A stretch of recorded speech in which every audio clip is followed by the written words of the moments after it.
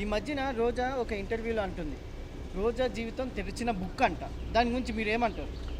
రోజా జీవితం తెరిచిన పుస్తకం అంటే నేను మొదటి నుంచి మాట్లాడేది ఏంటి అంటే, నేను మాట్లాడేది అదే, నీ జీవితం తెరిచిన పుస్తకమే.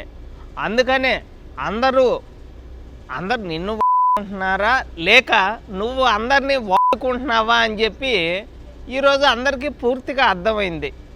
సుప్రీంకోర్టు చెప్పింది కదా నీకోసం. ఎంతమందితో మొగుడిని తమిళనాడులో వదిలిపెట్టచ్చు, రాష్ట్రాన్ని విపరీతంగా దోచుకోవచ్చు, సోమవారం వస్తారా, మంగళవారం వస్తారా, బుధవారం వస్తారా, ఎవరైనా నన్ను చేస్తారా,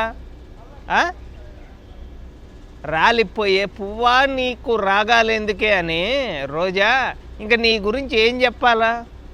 నీ గురించి నువ్వు అడ్డదడ్డంగా తినే తిండి విషయం గురించి కానీ, రోజాకి టీ కాఫీలు ఎంత ఇష్టమో తెలుసుకున్న చివరికి అంబటి రాంబాబు కన్ను కూడా రోజా మీద పడిన మాట వాస్తవేనని మొన్న రీసెంట్గా టీ స్టాల్ ఓపెన్ చేసిన తర్వాత ప్రత్యేకంగా ఎక్కడో సత్తెనపల్లిలో టీ స్టాల్ పెట్టుకునే అంబటి రాంబాబు రోజా గారి కోసం ప్రత్యేకంగా ఒక ఫ్లైట్లో, అంటే ఇతను 26 జిల్లాలకి 26 ఎయిర్పోర్ట్లు కట్టిన తర్వాత సత్తెనపల్లి నుంచి నగరకి ప్రత్యేక ఫ్లైట్లో టీ కాఫీ అయితే రోజా గారి కోసం తన 3వ కోసం పంపించడం అయితే జరిగిన మాట వాస్తవని నేనైతే ఖచ్చితంగా చెప్పగలను.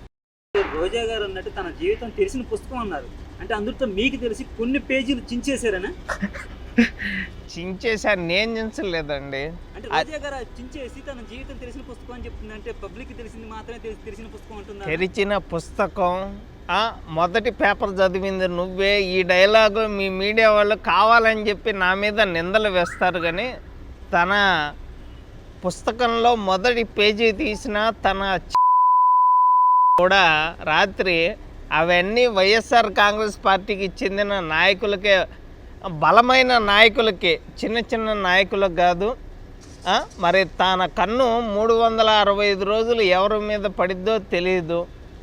ఆ బెత్తరు సూపులు జగన్ వైపు కానీ, రోజా జగన్ గారి ఇంట్లో ఋషికొండలో లక్ష్మీ పూజ చేసిన తర్వాత మరి లక్ష్మీ పూజ ఎక్కడ చేసిందో ఇప్పుడు దాకా రోజా పుస్తకం అని చెప్పింది బాగానే ఉంది. మరి 2004 తనకు సీటు వస్తుంది లేదు అనేది ఆ పుస్తకంలో రాసిందంటారా? 2024లో తన చిరిగిపోయిన మాట వాస్తవం.